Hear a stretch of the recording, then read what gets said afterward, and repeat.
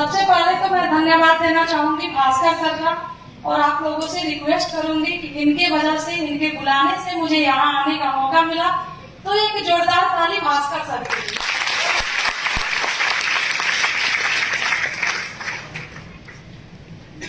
बागों में बहार है, बागों में बहार है, दिल में बहुत अरमान है।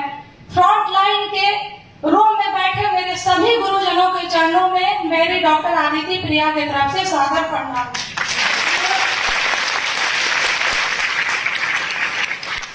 आप सभी की तरफ मैं भी यहाँ सीखने आई हूँ। मैं क्या ही बताऊं, मैं जब फर्स्ट टाइम SOS आई हुई थी, उसी दिन से मैं परमानेंट के लिए मोटिवेट हो गई थी। मोटिवेशन जैसे गुरुजी बता रहे थे कि 2 टाइप से होती है, एक टेम्पोररी और एक परमानेंट।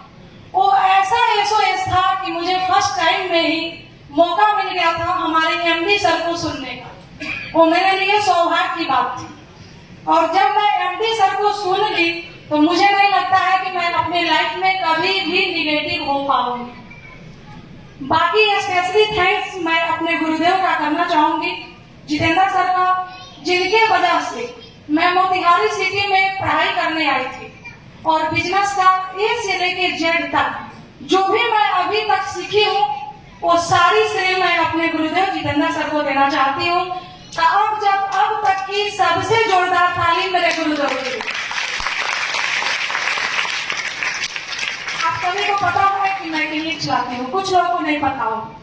इसके बावजूद भी, क्योंकि मैं AWPL की पढ़ाई तो की नहीं थी, आज जब भी कहीं मुझे लगता है कि यहाँ मैं क्या सजेस्ट करूँ, तो पल पल हमेशा फोन से, मैसेज से, चाहे शेड्यूल कितना भी बिजी रहे, राकेश गुरुजी का समय मुझे हमेशा मिलता रहता है। तो इसके लिए गुरुदेव के लिए एक जोरदार था। तो 3 चीजें मैं यहाँ से सीखी। मैं गुरुदेव से पेशेंस सीखी हूँ। राकेश सर जो है, अगर पेशेंस की बात करें तो मुझे लगता है इनसे ज्यादा पेशेंस किसी के पास नहीं। तो इनकी ये चीजें मुझे काफी अच्छी लगती है। दूसरी, मैं एक लाइन में बताना चाहूंगी, तो मैं बहुत कम जूम पे कभी कभी अनिल सर से मिली हुई, लेकिन इनकी जोश जो है मुझे नींद में भी याद रहती है, और मैं इनकी जोश की वजह से हमेशा मोटिवेट रहती हूँ, एनर्जेटिक रहती हूँ, और कभी भी निगेटिव नहीं होती हूँ। मैं पहले 3 आई थी, 13 आई, इस बार 19 आई, और अगले बार मैं यहाँ से कमिटमेंट करके जाती हूँ कि 100 रहूंगी, 100। तो ये सारी जोशें मेरे फ्रंट लाइन के गुरुदेव लोगों से मिलती रहती है।